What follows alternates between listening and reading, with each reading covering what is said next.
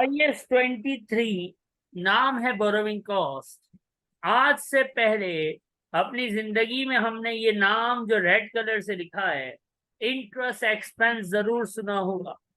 Interest interest interest, interest हराम। Interest expense, finance cost भी बुलाते हैं इसको।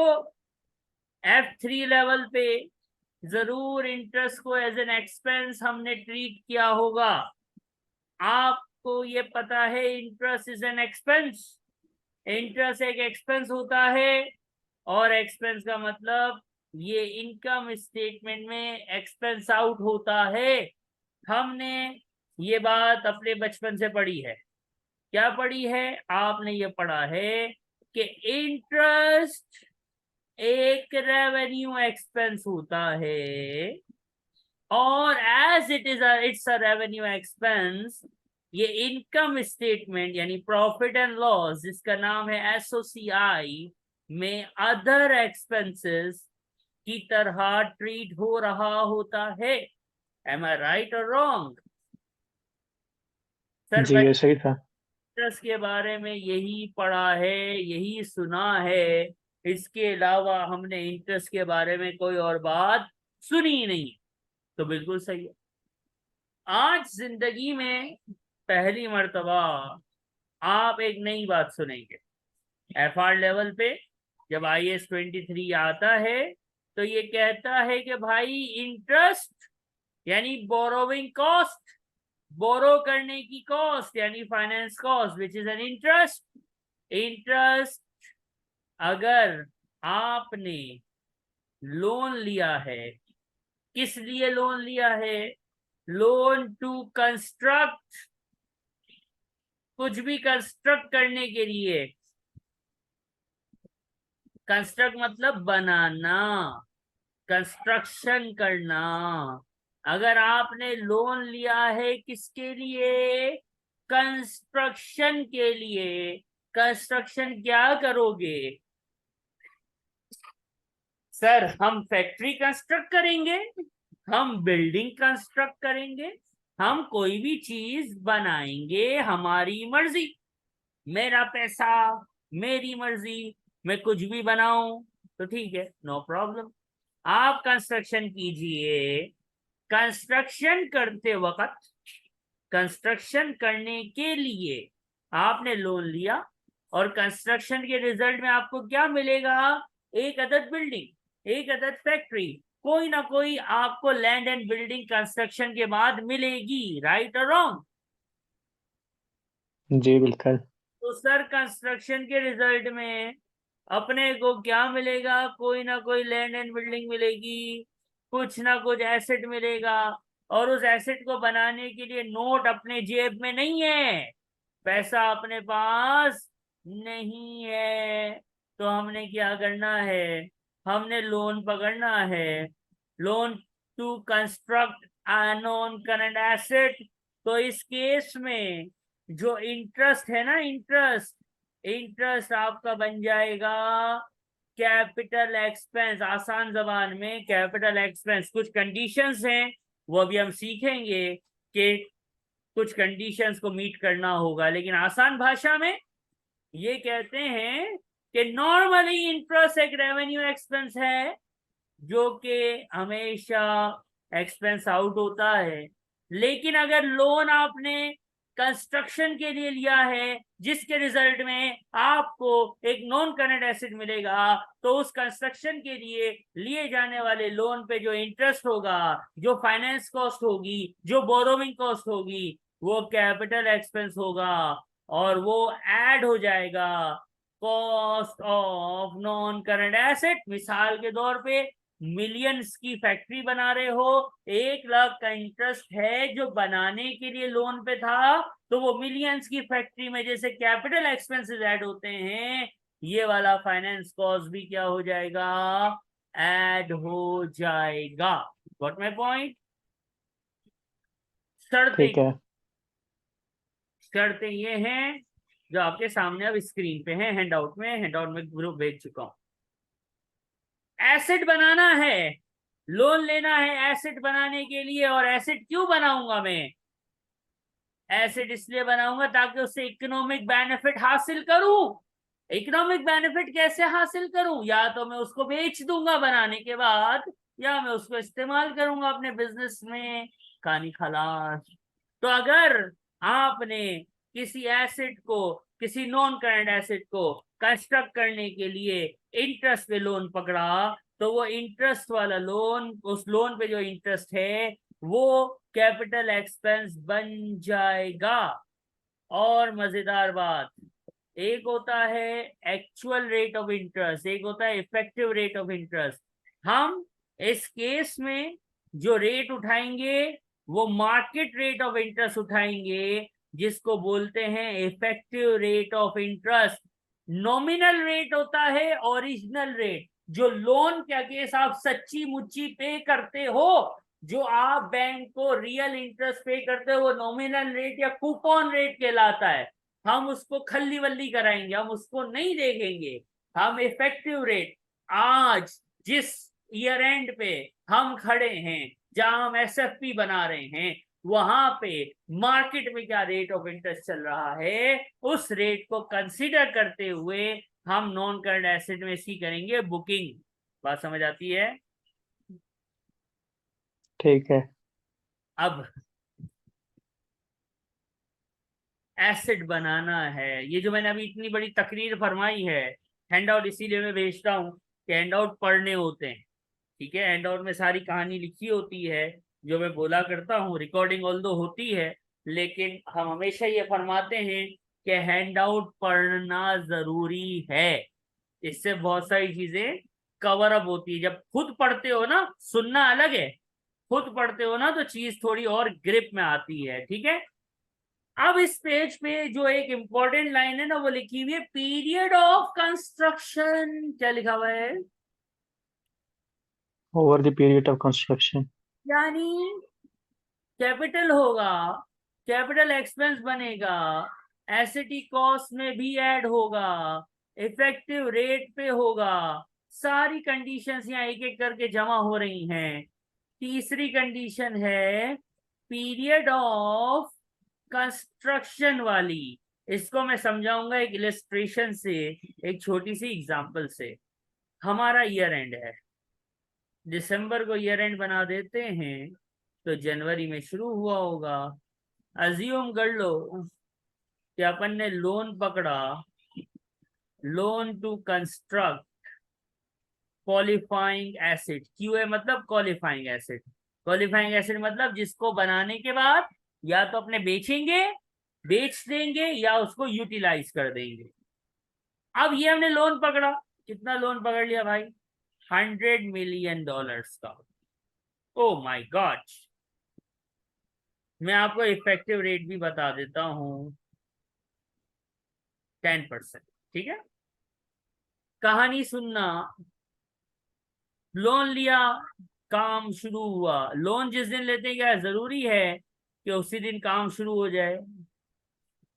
नहीं। काम शुरू हुआ है, हम बुर्ज खलीफा बना रहे हैं, सही है ना? $100 million में तो बुर्ज खलीफा बनेगा। ठीक है। सही है, बैंक से पैसा पकड़ लिया, 1 जून 2023 को काम शुरू हुआ, कंस्ट्रक्शन बिगिंस।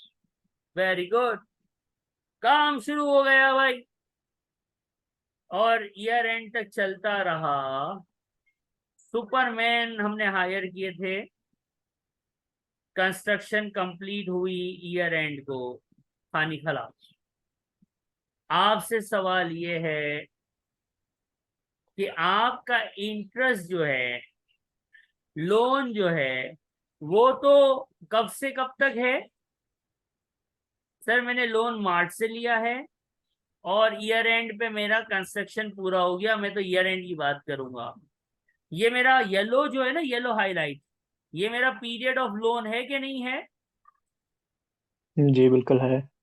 तो अब बात सुनो, मैं इसमें ये जो बना रहा हूं, ये पीरियड है जिसमें कंस्ट्रक्शन नहीं शुरू हुई थी, और ये पीरियड है जिसमें कंस्ट्रक्शन शुरू हो गई थी। राइट और रॉन्ग? जी ऐसा ही है। यानी अगर मैं कहूं कितने महीने ऐसे हैं जो खाली खाली हमने पैसा लेके अपने पास रखा हुआ था? मार्च, अप्रैल, मई, जून, 3 मंथ। पहली तारीख काउंट नहीं होगी। और कंस्ट्रक्शन फेज कितने महीनों का है? जून, जुलाई, अगस्त, 7 मंथ। नवंबर, दिसंबर, 7 महीने। करेक्ट। जी। इसका सॉल्यूशन कैसे लिखेंगे? इसका सॉल्यूशन हम ये लिखेंगे कि भाई देखो, एसओसीआई में फाइनेंस कॉस्ट जाएगी, एक्सपेंस जाएगा। नॉन कंस्ट्रक्शन पीरियड वाला 100 मिलियन का लोन है, 10% इफेक्टिव रेट है, 3/12 करो, कितना आता है?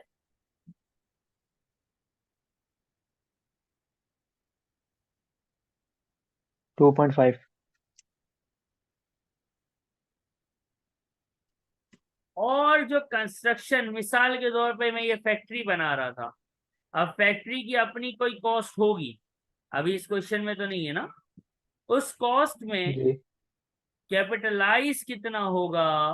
तो सर देखें, 100 मिलियन का लोन है, 10% इफेक्टिव रेट है, कंस्ट्रक्शन सिर्फ 7 महीने हुई है सर, तो कितना आया?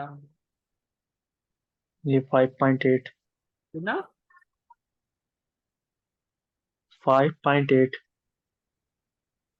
जो कंस्ट्रक्शन पीरियड है वही कैपिटलाइज होगा, जो कंस्ट्रक्शन पीरियड नहीं है वो एक्सपेंस आउट होगा। यानी अगर मैं इस टाइमलाइन को और क्लियरली थोड़ा सा लिखूं, तो मैं ये लिखूंगा कि ये वाला पीरियड एक्सपेंस आउट और ये वाला पीरियड कैपिटलाइज। ये बात समझ आती है या तकलीफ है? देखिए, हमने लोन तो मार्च में लिया, डिवाइडेड बाय 12 क्यों कर रहे हैं? एक छोटी सी बात बताओ, जो इंटरेस्ट का रेट होता है ना, क्या वो रेट 9 महीने का होता है कि साल का रेट होता है? वो पूरी साल का होता है। तो रेट हमेशा साल का होता है, तो हमने 9 महीने के लिए लिया है, तो ये थोड़ी है कि हम डिवाइड बाय 9 करेंगे। रेट रिप्रेजेंट करता है ईयर को। ठीक है, ये कंफ्यूजन होती है, बहुत सारे स्टूडेंट यहाँ पे फंड मार देते हैं, तो ऐसा नहीं करना है। रेट हमेशा थ्रू आउट द ईयर होता है। बैंक आपको इंटरेस्ट रेट एनुअल रेट देता है। ठीक है। हाँ, अगर सवाल में ऐसा लिखा हो कि 10% rate for the 9 months period, तो फिर 3/9 या 7/9 करेंगे, जो कि प्रैक्टिकली इम्पॉसिबल। ठीक है, ठीक है। क्योंकि पाकिस्तान का आजकल ऑफिशियल इंटरेस्ट रेट 22% चल रहा है, तो क्या ये 22% 9 महीने का है, 6 महीने का है? नहीं नहीं सर। नहीं, पूरी साल का। तो बैंक भी उस 22% एनुअल की बेसिस पे ही अपना प्रॉफिट रख के अपना रेट निकालते हैं। बात समझ आई है? जी ठीक है। तो लिख लिया। जी जी। इसके बाद इसी में मैं कुछ और होशियारी करूंगा। इलस्ट्रेशन नंबर 2, वही मेरा ईयर एंड है। फॉर एग्जाम्पल 1 जनवरी 23 से दिसंबर 23। बात थोड़ी ध्यान से सुनना। लोन अब मैं साल के पहले दिन ले रहा हूँ। लोन कितना ले रहे हैं अपने? वही 100 मिलियन, बुर्ज खलीफा बनाना है बस, इससे कम पे बात ही नहीं है। इफेक्टिव रेट 10% रखते हैं for the sake of simplicity. Superman जो है वो बुर्ज खलीफा बना रहे थे, तो कंस्ट्रक्शन कंप्लीट हो गई। ठीक है, मेरी बात सुनो। ठीक है। दुबई में बहुत, अब ये मैं नहीं बोल सकता कि दुबई में स्ट्राइक हो गई। दुबई में स्ट्राइक नहीं होती। ठीक है ना, जो स्ट्राइक करता है वो अपने मुल्क वापसी जाता है। ठीक है, खल्ली वल्ली होता है उसको। दुबई में गर्मी पड़ी, बहुत शदीद गर्मी, कंस्ट्रक्शन हेल्ड हो गई। कौन सा महीना? मंथ ऑफ जून एंड जुलाई। 2 महीने काम बंद हो गया। आपके कोर्स में ये लिख देगा स्ट्राइक हो गई, रॉ मटेरियल मिलना बंद हो गया, गर्मी पड़ गई, कोई भी रीजन हो गया, काम रुक गया, बैंक इंटरेस्ट माफ करेगा? नहीं। तो ये जो काम रुका है, ये कंस्ट्रक्शन पीरियड नहीं है। इसका मतलब 2 महीने का इंटरेस्ट जो है वो एक्सपेंस आउट हो जाना चाहिए, अच्छे बच्चों की तरह की नहीं। बिल्कुल। और बाकी बाकी जो मैं एसेट रिकॉर्ड करूंगा, फैक्ट्री शैक्ट्री बिल्डिंग शिल्डिंग जो भी, बुर्ज खलीफा, उसकी जो भी कॉस्ट होगी उसमें कैपिटलाइज होगा कितना? 12, ये पूरा ये साल फाइनेंस कॉस्ट जाएगी। बता दो तो कितना रह गया?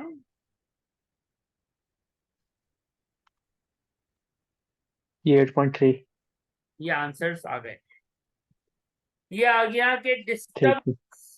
या कोई तकलीफ आ जाए तो इस तरह से होगा। कोई मसला? नहीं, सही है। तो भी लिखिएगा, शाबाश। ले लिया स्क्रीनशॉट। ठीक। अब ये तो हमने जो हैंडआउट में तकरीर हमने टाइप की थी, हमने उसको देख लिया, ये सब लिखा हुआ है। अब एक चीज इसमें रह गई है, वो अभी हम करेंगे थोड़ी देर में, लेकिन इससे पहले थोड़ा सा एक क्वेश्चन देखेंगे। ये एक क्वेश्चन है विल्सन, ठीक है, इसको हम सॉल्व करेंगे और एक छोटी सी बात जो अब रहती है उसको कवर अप करेंगे और इंशाल्लाह इस आईएएस को एंड की तरफ ले जाएंगे और फिर रिवीजन किट पे आ जाएंगे, ठीक है। विल्सन को हम आप सही है। करेंगे। अब आ गया, ये आ गया विल्सन, ये आ गया वन नोट। आ जा मेरा बच्चा।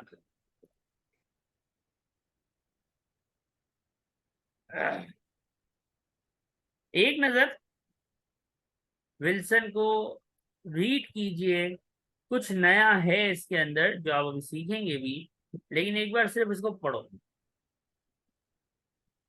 मजा आएगा।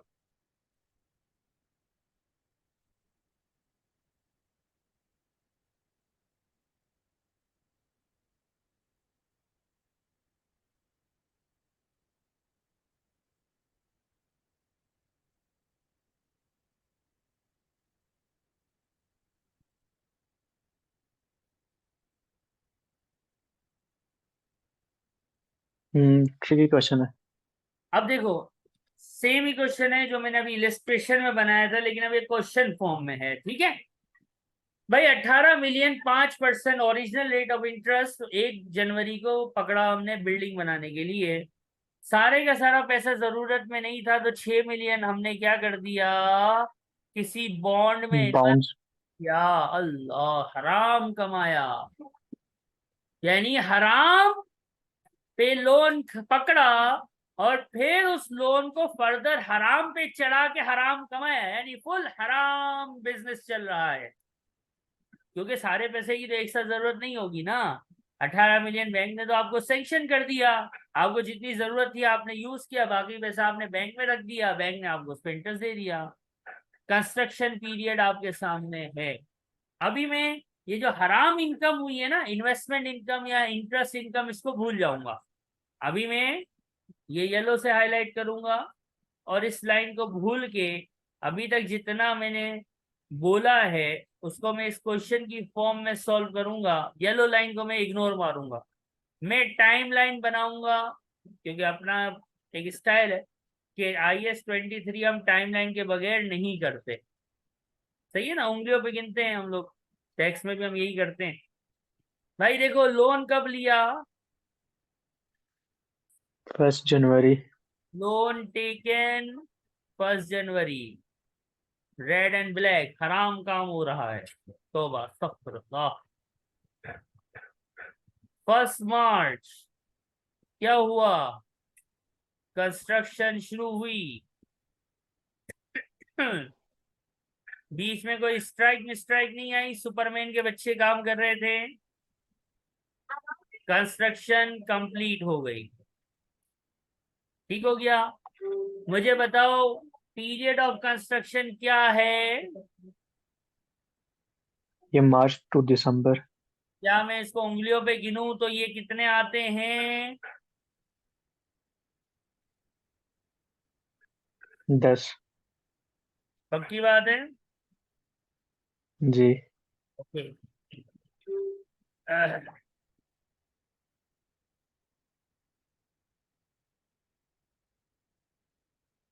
अब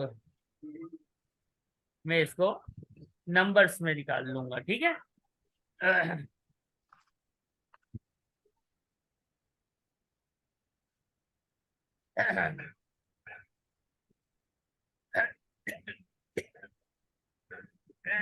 सॉरी।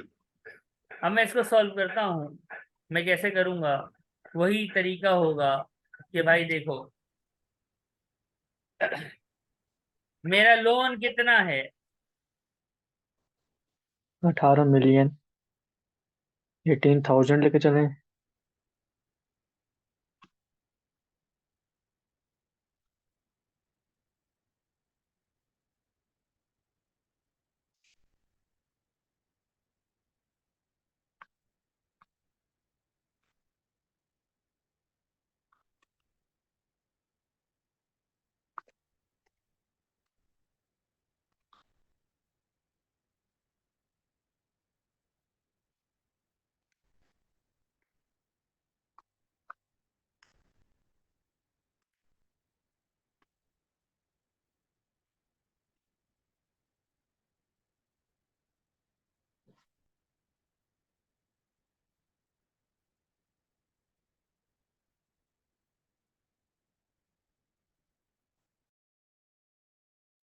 अब मैंने 3 जीरो पे राउंड किया। 18,000, 5% इसका रेट था। 10/12 किया, 750 आया। जी। ये कैपिटलाइज अमाउंट जो अभी तक हमने बोला है, सीखा है, उसके हिसाब से ये कैपिटलाइज अमाउंट है। अब जो नई बात सीखनी है, जो ये येलो में हाईलाइटेड है ना, आपने अर्न किया है इंटरेस्ट। क्या किया है? इंटरेस्ट अर्न की है। इसको कहते हैं short term investment. Short term investment करिए आपने, जिसपे आपको इन्वेस्टमेंट इनकम मिली, जिसको आसान भाषा में, आसान जबान में इंटरेस्ट इनकम बोलते हैं। हराम, टोटल हराम। ठीक है। अब इसमें बात सुनना। जो कंस्ट्रक्शन पीरियड वाली होगी ना, या तो कंस्ट्रक्शन पीरियड वाली होगी, या अदर देन कंस्ट्रक्शन पीरियड वाली होगी। एम आई राइट और रॉन्ग? जी। अगर इंटरेस्ट इनकम कंस्ट्रक्शन पीरियड वाली है तो वो डिडक्ट होगी कहां से? अमाउंट टू बी कैपिटलाइज से। अगर कंस्ट्रक्शन पीरियड वाली है तो वो डिडक्ट होगी अमाउंट टू बी कैपिटलाइज से। और कंस्ट्रक्शन पीरियड से हटके अगर आपको इंटरेस्ट मिल रहा है तो वो एसओसीआई में एक हेडिंग होती है इन्वेस्टमेंट इनकम की, उसमें एज अ इन्वेस्टमेंट इनकम चली जाएगी। बात समझ आ रही है? सही। अब हमारी टाइमलाइन तो बनी हुई है, हमने खूबसूरत सी टाइमलाइन बना के रखी है। ये ऊपर टाइमलाइन है। अब इसमें पीरियड ऑफ कंस्ट्रक्शन कब से कब तक है शेख? मार्च से दिसंबर। अगर मैं इसको नीचे यहाँ पे ऐसे ही खोल के लिखूं थोड़ा सा सहूलत के लिए। अब देखो, प्रैक्टिस जब आपकी होगी ना तो आप तो ये डायरेक्ट कर लोगे। अभी तो हम सीख रहे हैं। तो मार्च से 31 दिसंबर 2008, ये मेरा क्या है? Period of. कंस्ट्रक्शन। इसको मैंने लिख दिया। आपने शॉर्ट टर्म इन्वेस्टमेंट कब करी? 31 मई तक। यानी 1 जनवरी को जैसे ही लोन मिला होगा, आपने रख दिया होगा पैसा। और कब तक रखा? जी। 31 मई तक। अब मैं ऑरेंज कलर से लिखता हूं, नहीं कोई और कलर लेते हैं। हाँ, यानी मैंने 1 जनवरी 2008 को शॉर्ट टर्म इन्वेस्टमेंट कर दी, और लिखा हुआ है सवाल में कहां तक की है, सिर्फ 31st May.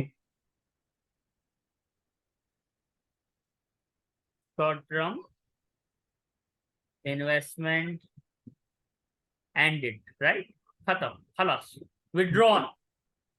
अब देखो, ये टक टक टक टक टक खला, ओ, और बाकी बाकी कंस्ट्रक्शन पीरियड से बाहर है। ये जो हिस्सा है येलो से हाईलाइटेड, ये कंस्ट्रक्शन पीरियड से हटके है, यानी अदर देन कंस्ट्रक्शन पीरियड है।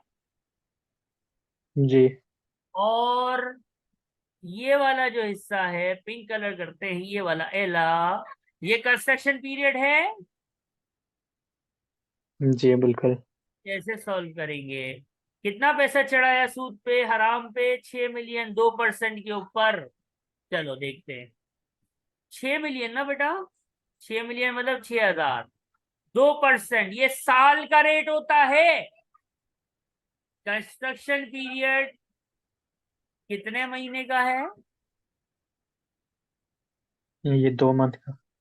मार्च, अप्रैल और 31 मई। मई। तो मार्च, सॉरी, 3 मंथ। अप्रैल, मई। और ये वाला जो नॉन कंस्ट्रक्शन पीरियड है, ये कितने महीने हैं? जनवरी, ये 2 मंथ। फरवरी, 2 महीने। Construction period 3/12। क्या आंसर आया इसका? 30। और जो ये नॉन कंस्ट्रक्शन पीरियड है साईं, 6,000 इंटू 2% इंटू 2/12, कितना आया? 20। क्या रूल था? जो कंस्ट्रक्शन पीरियड से हटके है वो इन्वेस्टमेंट इनकम होगा, ये लिखा हुआ। और जो कंस्ट्रक्शन पीरियड में इंटरेस्ट कमाओगे वो क्या होगा? Deduct from capital. Amount, right और रॉन्ग? जी। ये बात समझ आती है कि कोई कंफ्यूजन है? नहीं, सही है। कैसे लिख लीजिएगा। हो गया, स्क्रीनशॉट ले लिए। अब ये मेरी कैपिटलाइज अमाउंट थी, मुझे पता है कि कंस्ट्रक्शन पीरियड का हराम income, interest income of construction period need to be deducted from here, which is 3030, 30। wrong, 720। मेरा एक आंसर आ गया, अमाउंट टू बी कैपिटलाइज का answer. That's it. Any problem in this sir? नहीं, सही है। अमाउंट टू बी कैपिटलाइज आपके पास आ गया, कितना? 720। इसमें कोई तकलीफ? नहीं, इसमें कुछ नहीं है। अगर मैं आपसे अब SOCI पूछूं, इनकम स्टेटमेंट एक्सट्रैक्ट पूछूं, तो कैसे करेंगे? तो CI की बात होगी, तो थोड़ा सा देखिएगा कैसे होगा। देखिए सर, कंस्ट्रक्शन पीरियड से तो आपने खिला दिया हमें। ये जो नॉन कंस्ट्रक्शन पीरियड है ना, किधर है? नीचे। नहीं, ये अच्छा। इंक्रीमेंट वाला चेक करना पहले तो। सर ये कितने महीने का नॉन कंस्ट्रक्शन पीरियड है? 2 मंथ का। तो 2 मंथ्स का इंटरेस्ट तो पे हुआ होगा ना, कि बैंक ने माफ कर दिया, रिश्तेदार है आपका? नहीं, हमारा पे की है। नहीं है। तो फाइनेंस कॉस्ट, वो जो लोन था हमने पकड़ा था, कितना? 18,000 का, जिसपे 5% इंटरेस्ट था। 10 महीने का कैपिटलाइज हुआ था, तो बाकी 2 महीने किधर हैं? सर जनवरी फरवरी में भी लोन लिया हुआ था ना, तो वो 2 महीने का इंटरेस्ट, सर वो कंस्ट्रक्शन पीरियड नहीं है, तो वो 2 महीने जो है ना, 18,000 इंटू 5% इंटू 2/12, ये एक्सपेंस होना है। और सर ये जो नॉन कंस्ट्रक्शन पीरियड में हराम कमाया है 20 का, जिसकी वर्किंग ऊपर हो चुकी है, एक एक्सपेंस आएगा, कितना आएगा बेटा? 150। और वो कितना आएगा? 20। नेट ऑफ नहीं करते, इंटरेस्ट एक्सपेंस फाइनेंस कॉस्ट में अलग दिख रहा होता है और इन्वेस्टमेंट इनकम अलग दिख रही होती है। तो एसओसीआई का एक्सपेक्ट भी आपके सामने है, और एसएफपी में amount to be capitalize which will be 720, ये भी आपके सामने है। IAS 23 का मेन, आप कह लो आपके कोर्स के हिसाब से जो मेन पार्ट है, मेन है, वो हमने इस क्वेश्चन में कवर कर दिया है। कोई तकलीफ है तो प्लीज पूछेगा। नहीं, क्लियर है। अब हम इसको IAS 16 के साथ मिला, हमारे पास एक क्वेश्चन है, सेंस को कंस्ट्रक्शन कर रही है भाई, सुपरमार्केट बना रही है, वाह वाह, जिसकी लाइफ होगी 40 साल, जमीन खरीदी है, रिक्वायरमेंट हमने पढ़ ली है, प्रॉपर्टी प्लान एंड इक्विपमेंट बताना है, यानी एसएफपी बनती है जिसमें नॉन करंट एसेट होते हैं और उसमें होता है प्रॉपर्टी प्लान एंड इक्विपमेंट, वो निकालना है बस, खलास। अब इसकी वर्किंग कैसे हो? तो भाई इसकी वर्किंग ऐसे हो, यहीं पे अगर मैं करूं तो भाई देखो, साइट खरीदी, साइट खरीदना is a capital expense. 25 million, में मिलियन पे काम नहीं करता, मैं 3 जीरो पे काम करता हूँ, ठीक है। पछे क्या है भाई? सही। कंस्ट्रक्शन करी, बिल्डिंग बनाई, उसके ऊपर 9,000 की बिल्डिंग बना दी, बेहतरीन, ये भी कैपिटल एक्सपेंस है। फिर इसमें पिक्चर्स एंड फिटिंग्स डाले, ये भी कैपिटल एक्सपेंस है भाई, 6,000 का ले। और फिर कंस्ट्रक्शन कंप्लीट होती है इस डेट को, और इस डेट से बिल्डिंग इस्तेमाल में आना शुरू होती है। अब मसला है बोरोविंग कॉस्ट का। हमें पता है कि बोरो किया है क्यों, इस प्रोजेक्ट को फाइनेंस यानी बनाने के लिए। कंस्ट्रक्शन के लिए अगर इंटरेस्ट लो तो लोन लो तो इंटरेस्ट क्या होता है? कैपिटलाइज होता है। कैपिटलाइज। और इसकी वर्किंग हमें पता है कि टाइमलाइन खींचो, ईयर एंड है 31 दिसंबर 2005, शुरू हुआ होगा 1 जनवरी 2005 से। कब लोन पकड़ा?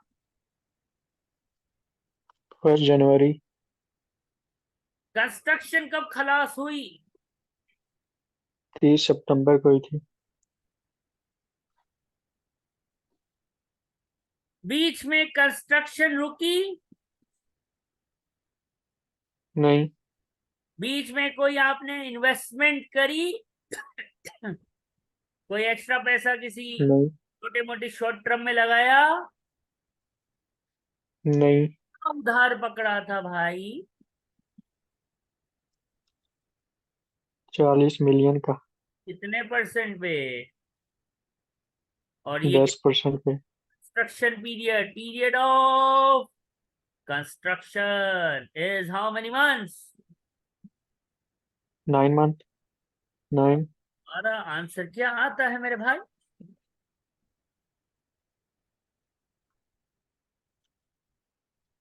ये 3000।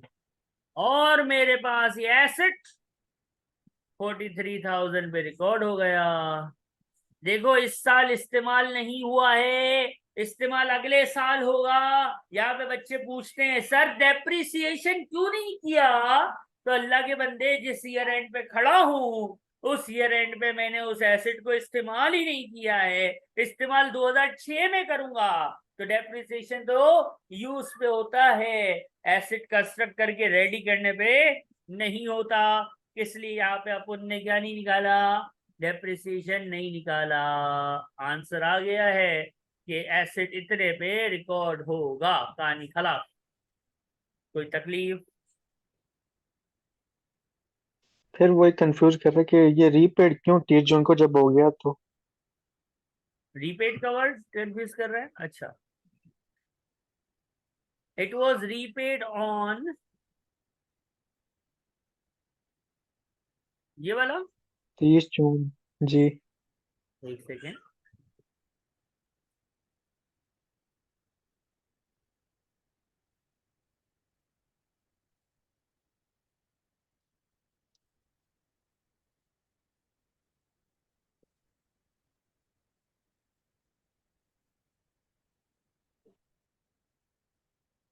क्या आप इस लाइन की बात कर रहे हैं?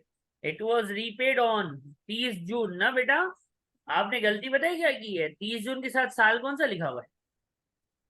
अच्छा, 30 जून 2006, मैं समझू 2005। 2005 में खड़े हैं हाजी, की हो गया है। वरना अच्छा चले, 2005 में भी कर लेते तो फिर। तो फिर ठीक है, हम वो 6 महीने लेते। चले फिर 6 महीने लेते, ठीक। सही है, ये तो भाई हमारा तो अगले साल रीपे हो रहा है, टेंशन ही नहीं है। तो मेरे ख्याल में 6 को आपने 5 पढ़ा है। जी ऐसा जी, मैं समझू इसी साल हो रहा खैर कोई बात नहीं। ये आईएएस का मेन चंक खत्म होता है। अब इसके अंदर हम एक और बात देखेंगे। कभी कभी ऐसा होता है कि हम क्या करते हैं, एक से ज्यादा लोन ले लेते हैं। क्या करते हैं? है। एक से ज्यादा लोन लेते। जब एक से ज्यादा लोन पकड़ते हैं ना, तो फिर हमें ये समझ नहीं आता कि किस रेट पे काम करेंगे। टू बी कैपिटलाइज के लिए जो रेट यूज होगा ना, वो कौन सा होगा? तो पता है क्या होगा? एवरेज रेट निकाल लेंगे। क्या निकालेंगे?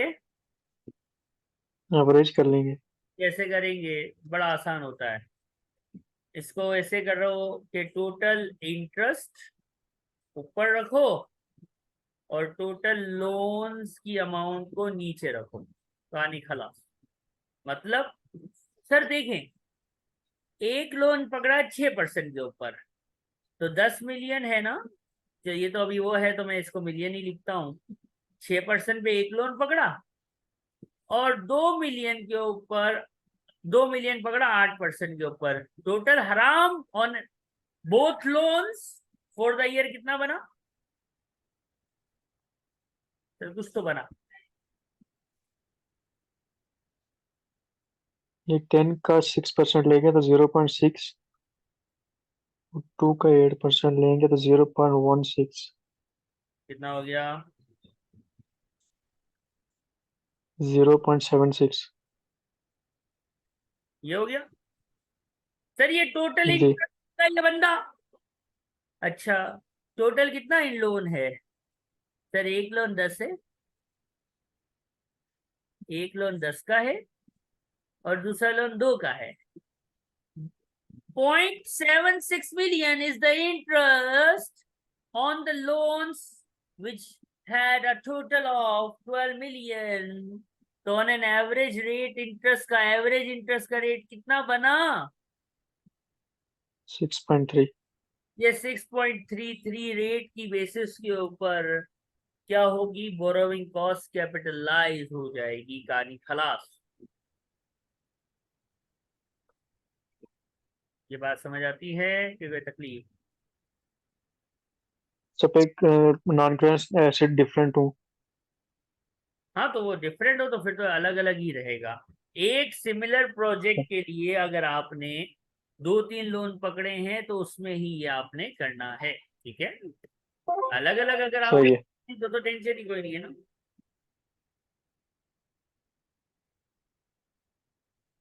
तो लिख लीजिएगा। Okay done. अब ये आईएएस हमारा कंप्लीट होता है, ठीक है। अब इसका एक अदद एमटीक्यू, अब हमारे पास ऐसा सीन है ना कि हम आईएएस करते हैं और उसका एक ही एमटीक्यू होता है किट के अंदर के प्लान में, तो हम वो एमटीक्यू साथ कर लेते हैं। और मैंने आपको ये कहा हुआ है कि बीबीबी मैंने भेजी हुई भी है। बीबीबी का एमटीक्यू जो है जी। खुद करेंगे। कभी कभी ऐसा भी होगा सिमिलर एमटीक्यू आपको बीबीबी में मिलेगा, लेकिन खैर है, कोई मसला नहीं है। इस क्वेश्चन का जो एमटीक्यू है उसका नाम है एपेक्स।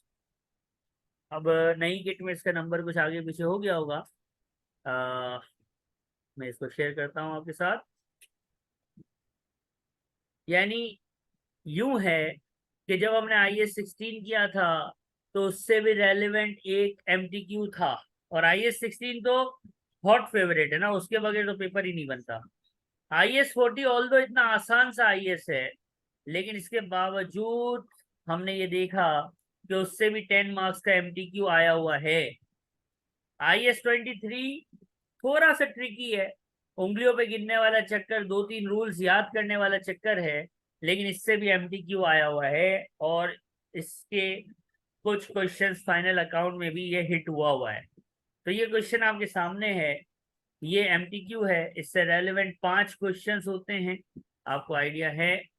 हम पहला क्वेश्चन आपके साथ शेयर करेंगे अभी। इसमें एक क्वेश्चन ऐसा है जो आगे से रिलेट करता है, तो उसका आंसर मैं आपको बता दूंगा अभी, लेकिन जब इसमें हम फाइनेंशियल इंस्ट्रूमेंट्स पढ़ेंगे तब फिर हम उसको डिस्कस करेंगे, ठीक है। अभी से हम कुछ 1-2 क्वेश्चन होंगे जिसका आंसर आपको बताएंगे, एक क्वेश्चन है जिसका आंसर मैं आपको खुद बताऊंगा। एक बार इस क्वेश्चन को आपने रीड करना है। 246 है नई किट में, जो रिवाइज किट आई है, नया एडिशन जो है।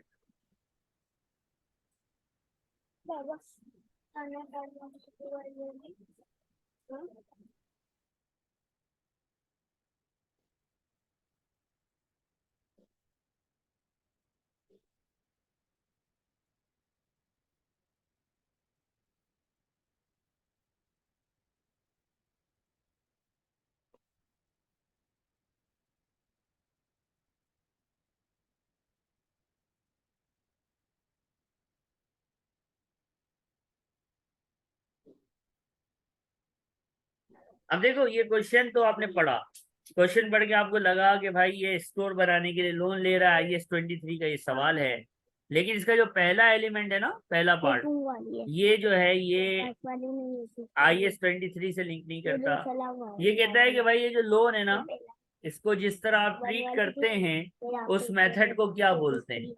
अब ये जब आप फाइनेंशियल इंस्ट्रूमेंट्स वगैरह पढ़ेंगे तो आप इसको सीख लेंगे कि ऐसे लोन्स जो फाइनेंशियल लायबिलिटी होते हैं, उनको जिस तरह आपने अभी सॉल्व करना सीखा है ना, अभी हमने जो तरीका सीखा है ना, इसको एमोटाइज कॉस्ट मेथड बोला जाता है।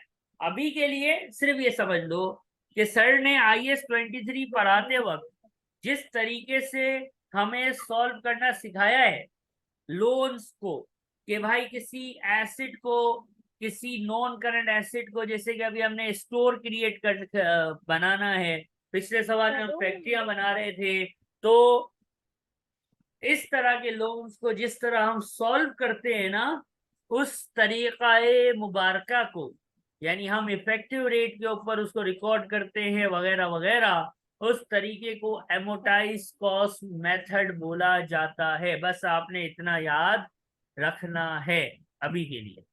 कोई तकलीफ? सही। तो इसमें क्या तकलीफ होगी, आपने हमें कहा है रट्टा मार लो इसका, तो मार लिया खलास। सही है। ठीक है। अगला, अगला बस अब वर्किंग है, अब आपने सॉल्व करने हैं। अगले में पूछा है कि how much will be recorded as a finance cost, यानी कितना आपका इनकम स्टेटमेंट में जाएगा, प्रॉफिट एंड लॉस में जाएगा, यानी SOCI में जाएगा। तो हमें पता है कंस्ट्रक्शन पीरियड कैपिटलाइज होता है और other than construction period expense out होता है, करेक्ट। अब इसने जी। लोन लिया, हम टाइमलाइन बनाने के आदी हैं, हम टाइमलाइन के बगैर IS-23 सॉल्व नहीं करते। ये देखो ईयर एंड मार्च है, तो शुरू कब हुआ होगा, अप्रैल 2007। 1 अप्रैल। अब क्या हुआ,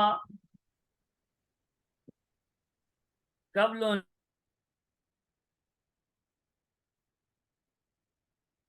लोन उसने स्टार्टिंग में लिए।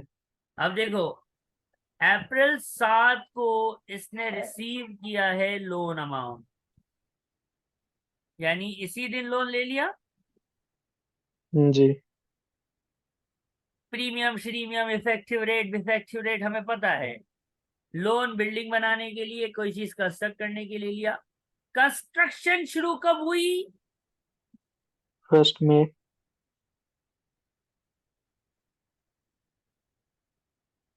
और कंप्लीट कब हुई, 28 Feb। बिल्डिंग कब काम करना शुरू करती है वो डेप्रिसिएशन के लिए होता है, उसका अभी हमें देखना नहीं है, और हमें तो वही देखना है ना कि क्या सीन है। क्या लोन रीपे हो गया? नहीं।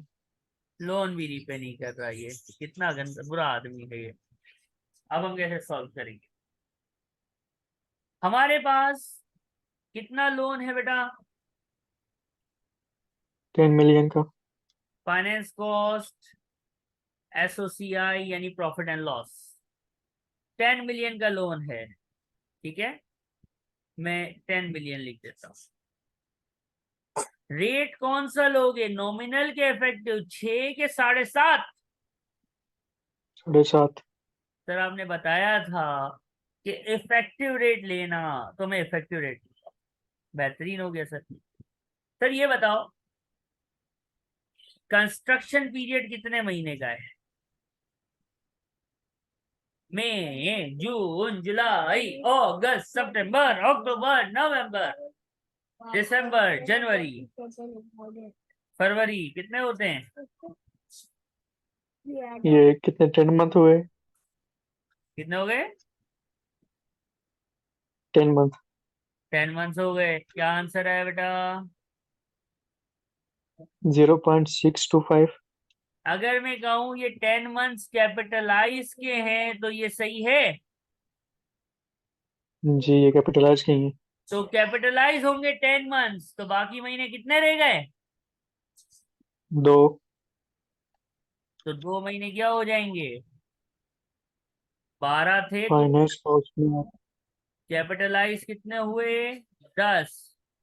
तो 2 रह गए, वो क्या हो जाएंगे? Expense out. कितना आएगा ये?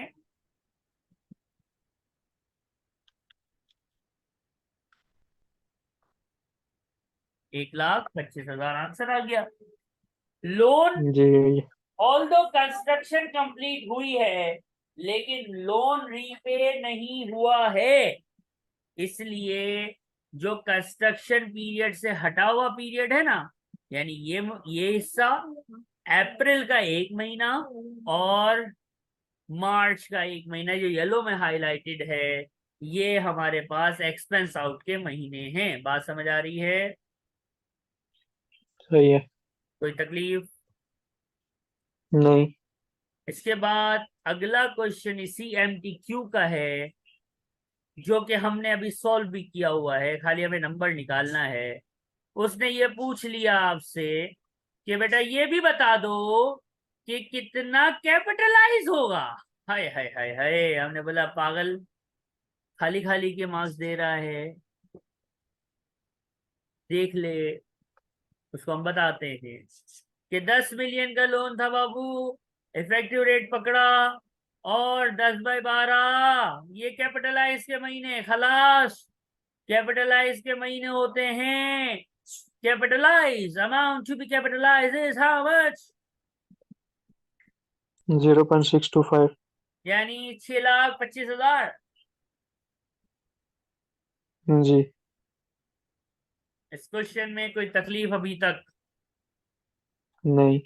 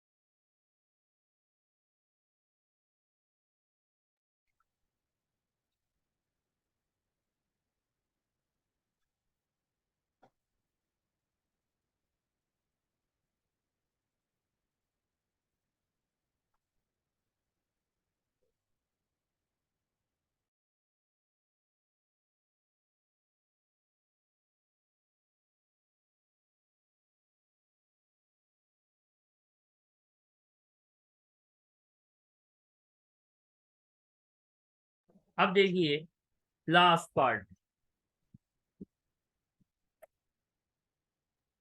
लास्ट पार्ट में हमने कुछ बढ़ा दिया है ये येलो से हाईलाइट कर रहा हूं मैं। ये हमने थोड़ा सा इसका पार्ट एक बढ़ाया है, ठीक है। कहने वाला कहता क्या है जी।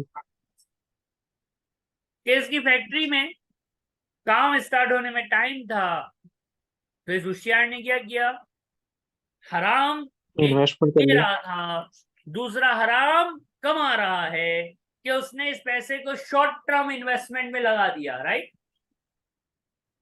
जी।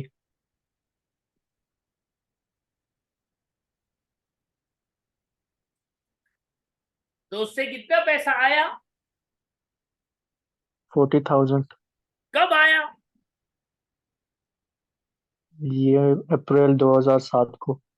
सिर्फ ये होशियारी इस होशियार ने कौन से महीने में की, ये अप्रैल 1 मंथ में ही। अप्रैल के महीने में की ना। तो इसको जी। बताएं कि ये इन्वेस्टमेंट इनकम कैपिटलाइज होगी कि नहीं। तो मेरे दोस्त ये देखो, अप्रैल का जो महीना है कंस्ट्रक्शन है कि नॉन कंस्ट्रक्शन है। Non construction. अल्लाह अल्लाह, तौबा तौबा, हराम कमा रहा है अप्रैल के महीने में, जो कि कसम से नॉन कंस्ट्रक्शन है, ऊपर टाइमलाइन बनी हुई है, नॉन कंस्ट्रक्शन पीरियड है। तो नॉन कंस्ट्रक्शन का उसूल मैंने क्या सिखाया था बच्चा, हाजी, हमने बताया था कि बी। ये एसओसीआई में इन्वेस्टमेंट इनकम बनेगा। हाँ, अगर कंस्ट्रक्शन पीरियड में यह हरकत होती तो अमाउंट टू बी कैपिटलाइज में माइनस हो जाता, जो कि ए आंसर होता, लेकिन ए आंसर नहीं है। इसका आंसर क्या होगा, बी फॉर बकरी। ओसीआई वाला तो चक्कर होता ही नहीं है, डबल क्रॉस, कि ये तो कोई कॉन्सेप्ट पैदा ही नहीं हुआ। D double cross, deduct from the outstanding amount of loan, बाबा ऐसा तो कोई कॉन्सेप्ट जन्म ही नहीं लिया। या तो नेट ऑफ होता है या इनकम बनती है, कंस्ट्रक्शन पीरियड हो तो नेट ऑफ होता है, और कंस्ट्रक्शन पीरियड ना हो तो इन्वेस्टमेंट इनकम बनती है। यही IAS 23 है। और रिवीजन किट के क्वेश्चन के साथ अल्हम्दुलिल्लाह रब्बिल आलमीन हमने IAS 23 को खत्म किया है। हैंड आउट मैं आपको ग्रुप में भेज चुका हूँ, और इसमें कोई तकलीफ, कोई सवाल, कोई प्रॉब्लम तो प्लीज पूछ लीजिएगा। ये हमारे पास प्रॉपर्टी प्लान एंड इक्विपमेंट से रिलेटेड चारों IAS कंप्लीट होते हैं, जो IAS 16 है, IAS 20 है, IAS 40 है, और IAS 23 है।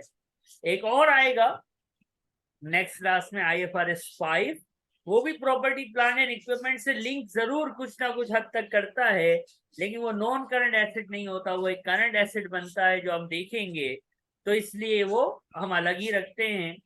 नॉन करंट एसेट से रिलेटेड जो पैकेज है 4 IAS का, वो हमारा पूरा हो जाता है। इसमें कोई तकलीफ है तो बताइएगा।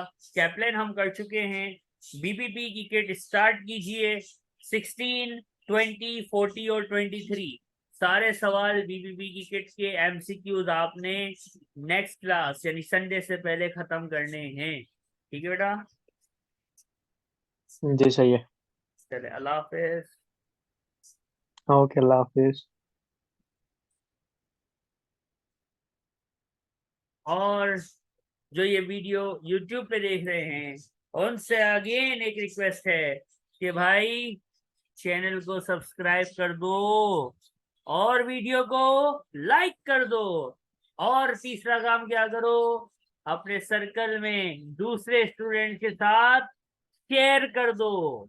ये 3 काम आपने करने हैं, फिर इंशाल्लाह नेक्स्ट वीडियो में आपसे मुलाकात होगी।